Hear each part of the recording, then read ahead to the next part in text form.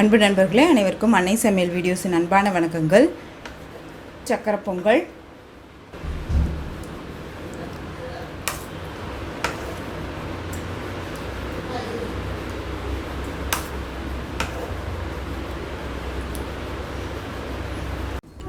அரை கப் பாசிப்பருப்பு சேர்த்துக்கலாங்க.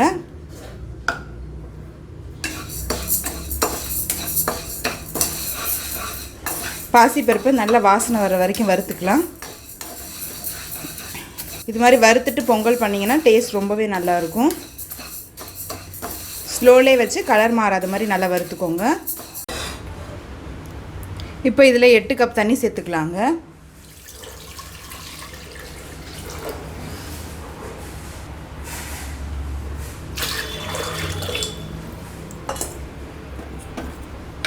அரை கப் பால் சேர்த்துக்கலாம்.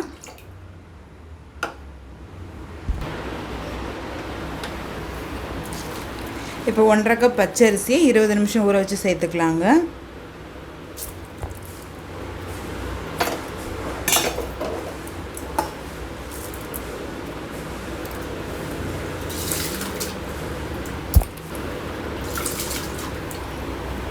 அடுத்து வறுத்து வச்சுருக்க பாசிப்பருப்பை இது கூடவே சேர்த்துக்கலாம்.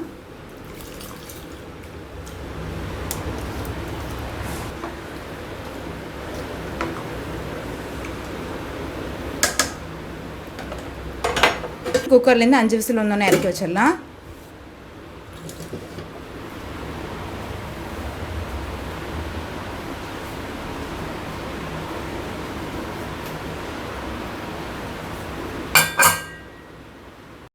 அடுத்தது 2 கப் வெல்லத்தை சேர்த்துக்கலாங்க.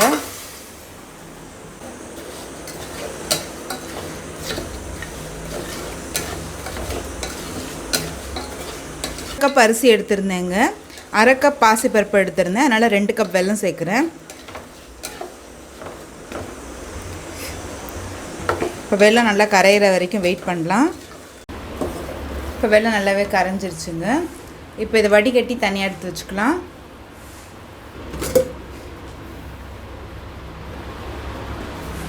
இப்போ இதில் 2 டேபிள் ஸ்பூன் நெய் சேர்த்துக்கலாங்க.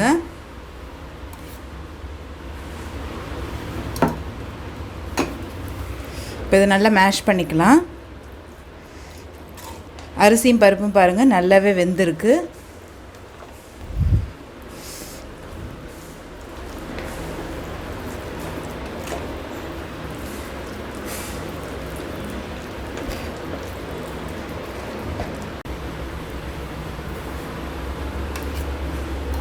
தேவையான அளவு நெய் சேர்த்துக்கலாங்க.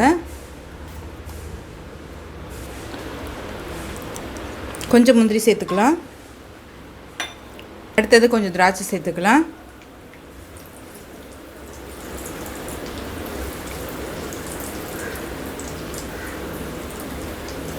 இப்போ முந்திரி திராட்சையை நல்லாவே வறுத்தாச்சு. இப்போ இதை தனியாக வச்சுக்கலாம்.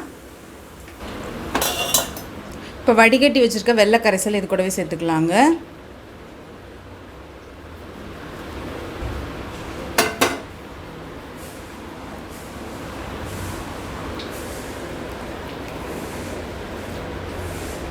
நல்லா மிக்ஸ் பண்ணிவிடுங்க.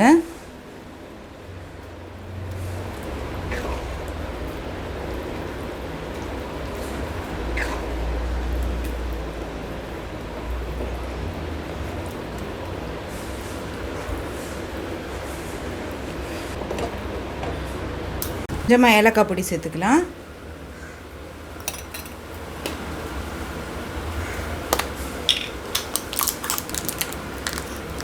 கொஞ்சமாக பச்சை கற்பூரம் சேர்த்துக்கலாங்க. இது கூடவே 1/4 கப் நெய் சேர்த்துக்கலாம்.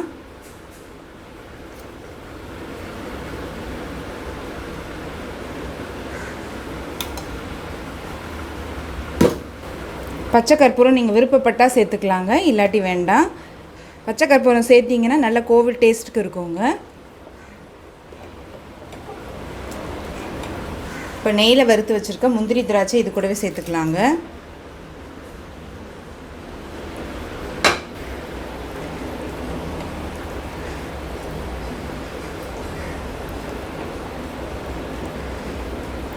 இப்போ கோவில் சக்கரை பொங்கல் ரெடி ஆகிடுச்சு. சர்வ் பண்ணிடலாம்.